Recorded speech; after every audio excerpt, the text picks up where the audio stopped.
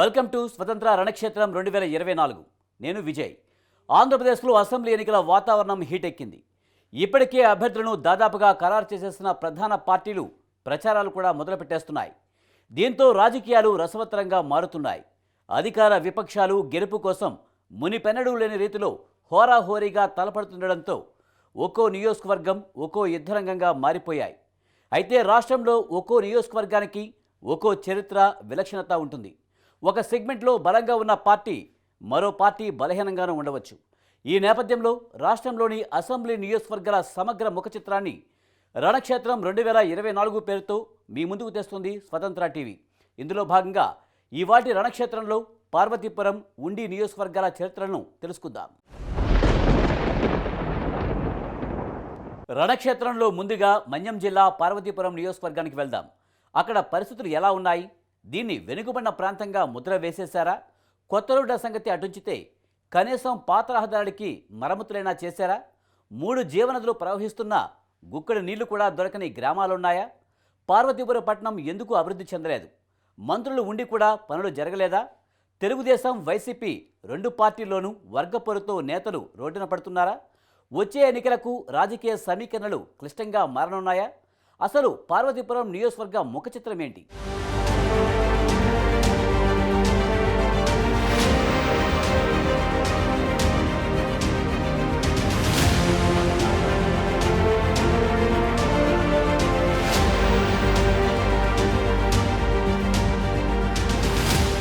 పార్వతీపురం ఎంత అందమైన పేరు. ఒకప్పుడు పట్టణం కూడా అంతే అందంగా ఉండేది. కల్లా కపటం లేనట్లుగానే కనిపించేది. కానీ నేడు పార్వతీపురం నియోజకవర్గాన్ని రాజకీయ పార్టీలు బంతాట ఆడుకుంటున్నాయి.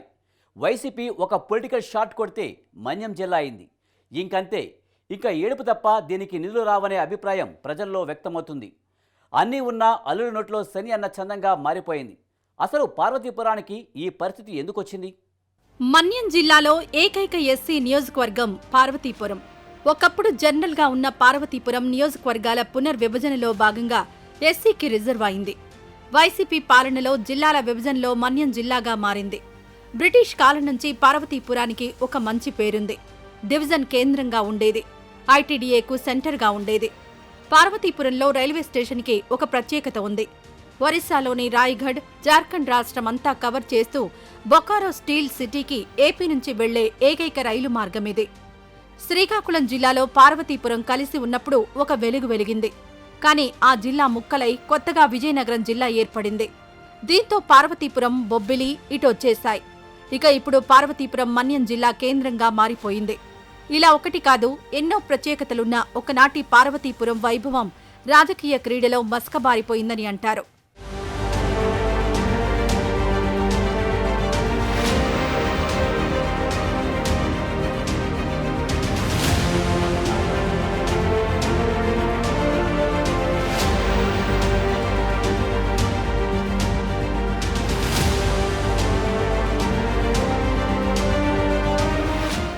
పంతొమ్మిది 1952 నుంచి ఇక్కడ ఎన్నికలు జరుగుతున్నాయి.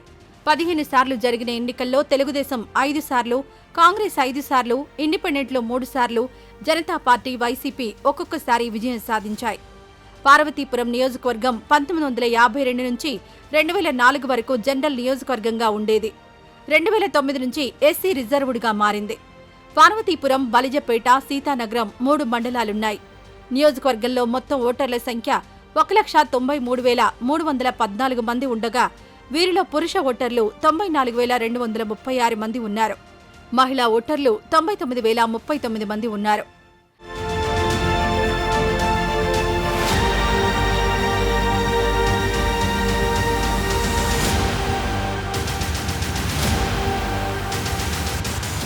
పార్వతీపురం నియోజకవర్గంలో ఎక్కువ సార్లు గెలిచింది మరిసర్ల వెంకటరామినాయుడు. ఇక్కడి నుంచి ఆయన ఒకసారి కాంగ్రెస్, ఒకసారి టీడీపీ, ఒకసారి ఇండిపెండెంట్గా గెలిచారు. తర్వాత చీకటి పరశురామనాయుడు 2 సార్లు గెలిచారు. ఒకసారి ఇండిపెండెంట్గా, ఒకసారి జనతా పార్టీ తరపున గెలిచారు. చంద్రచూడామణి దేవ్ ఒకసారి ఇండిపెండెంట్గా, ఒకసారి కాంగ్రెస్ తరపున పోటీ చేసి 2 సార్లు విజయం సాధించారు. ఎర్రా కృష్ణమూర్తి తెలుగుదేశం తరపున పోటీ చేసి 2 సార్లు విజయం సాధించారు. చరిత్ర చూస్తే పార్టీల కన్నా ఇండిపెండెంట్లకి ఎక్కువ సార్లు ఇక్కడి ప్రజలు పట్టం కట్టారు.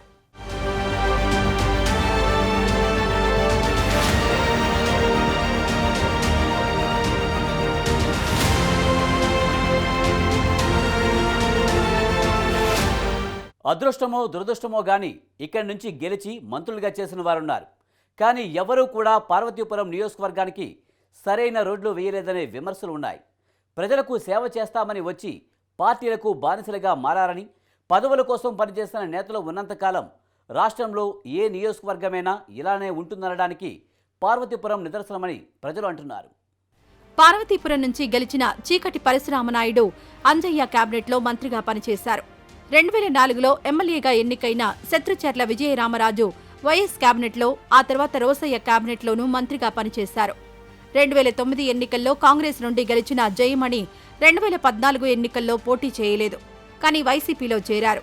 2019లో వైసీపీ నుంచి అలజంగి జోగారావు 24,199 ఓట్లతో విజయం సాధించారు.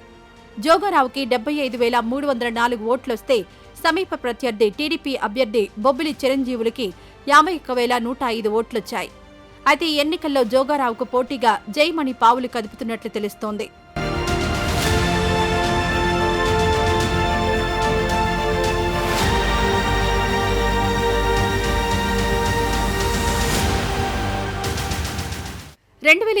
లో తెలుగుదేశం నుంచి చంద్రబాబు నాయుడు చిరంజీవులకి కాకుండా బోనెల విజయ్ చంద్రకి సీటిస్తున్నట్టు ప్రకటించారు.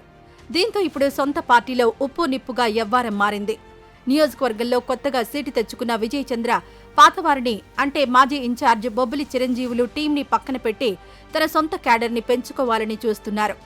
దీంతో వ్యవహారం రోడ్డెక్కింది. అధిష్టానం ఎవరికి సీటిస్తే వారి వెనకే నడుస్తాం, అంతేకాని మేం వారి మనుషులం, వీరి మనుషులమని స్టాంపులు వేస్తే ఊరుకునేది లేదని కార్యకర్తలు హెచ్చరిస్తున్నారు. నియోజకవర్గంలో ప్రధానంగా కొప్పుల వెలమ, ఎస్సీలు ఎన్నికలను ప్రభావితం చేస్తారు. నియోజకవర్గంలో 60% వరకు కొప్పుల వెలమలే ఉన్నారు.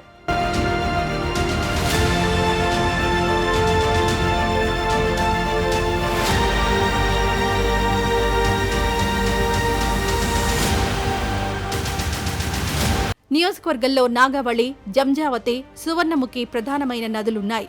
వీటి నుంచి లక్షల ఎకరాలకు నీరు అందే అవకాశం ఉంది. కాలువల నిర్మాణ పనులలో జాప్యం వల్ల రైతులు ఇంకా వర్షాధారం మీద ఆధారపడి వ్యవసాయం చేయాల్సి వస్తోంది. వరి, చెరకు, మొక్కజొన్న, బొప్పాయి పంటలు అధికంగా సాగు చేస్తారు. తోటపల్లి కుడి ప్రధాన కాలువ సాగునీటి వసతిగా ఉపయోగపడుతుంది. పార్వతీపురం పట్టణం నుంచి 8 కిలోమీటర్ల దూరంలో ఒడిశా రాష్ట్రం ఉంది. పండించిన పంటకు సరైన మార్కెట్ సదుపాయం లేదని, గిడ్డంగులు పనికిరాకుండా ఉన్నాయని రైతులు ఆవేదన వ్యక్తం చేస్తున్నారు.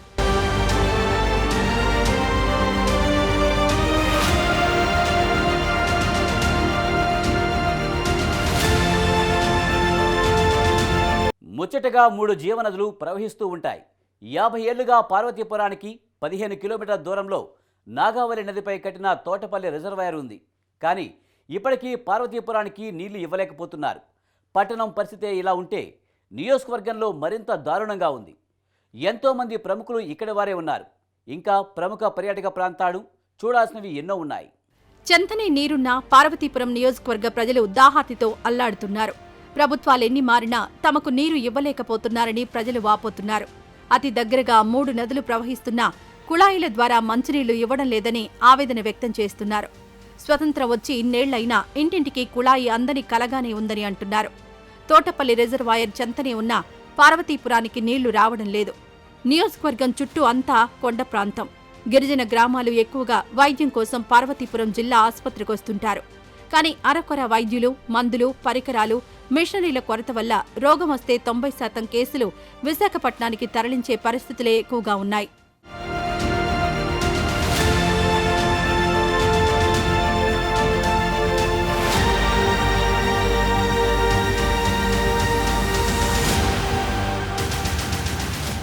ఏం పిల్లడో ఎల్ల మోస్తవా అని తన గళంతో దేశవ్యాప్తంగా పేరు సంపాదించిన ప్రజా గాయకుడు వంగపండు ప్రసాదరావు ఇదే ప్రాంతానికి చెందినవాడు కావడం విశేషం.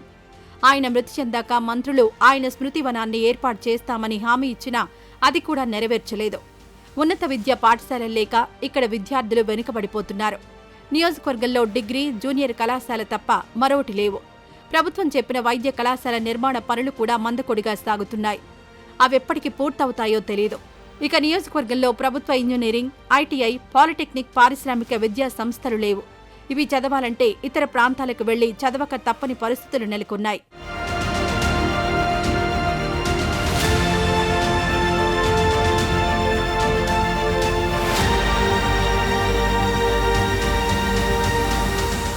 కొత్త రోడ్లు కాదు, పాత వాటికైనా మరమ్మతులు చేయండి మహాప్రభో అని నియోజకవర్గ ప్రజలు మొత్తుకుంటున్నారు. ఎక్కడికక్కడ అతుకులు గతుకులు గుంతలతో నిండి ఉంటున్నాయి. పేరుకు తగ్గట్టే మన్యం జిల్లా కావడంతో వెనుకబడి ఉంటుంది. ఇక్కడ గిరిజనులు అడవులు దాటి బయట ప్రపంచంలోకి రావాలంటే బస్సుల కోసం గంటల తరబడి పడిగాపులు కాయాల్సిందే. పొద్దున్న ఆ బస్సు పట్టుకు వెళ్తారు, సాయంత్రం మళ్లీ అదే బస్సు పట్టుకుని ఊరు చేరతారు. పార్వతీపురం డిపో నుంచి గిరిజన గ్రామాలకు ఏ ఊరు నుంచైనా ఒకటే బస్సు తిరుగుతుంటుంది. ఏమాత్రం అటు ఇటైనా అంతే. ఆ రోజు ఎక్కడో దగ్గర ఆగిపోవాల్సిందేనని ప్రజలు వాపోతున్నారు.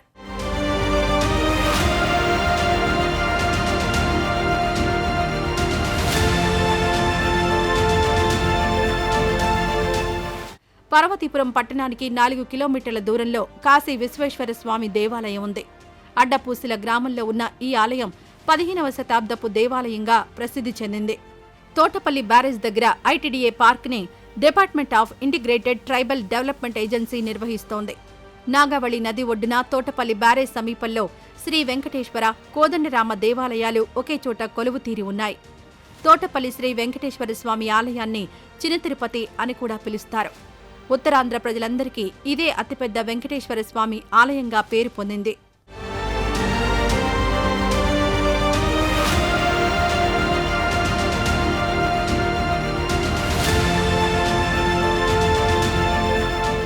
ఎప్పుడో 50 ఏళ్ల క్రితం చూసిన పార్వతీపురం ఎలా ఉందో ఇప్పుడు చూసినా అలాగే ఉంటుంది.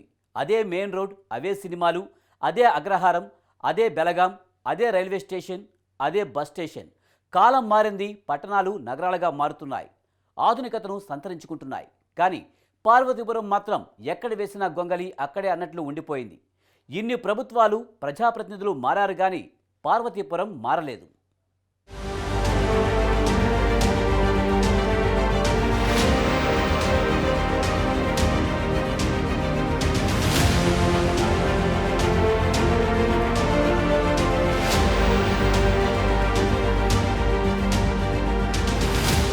ఇవి ఇవాటి రణక్షేత్రం విశేషాలు.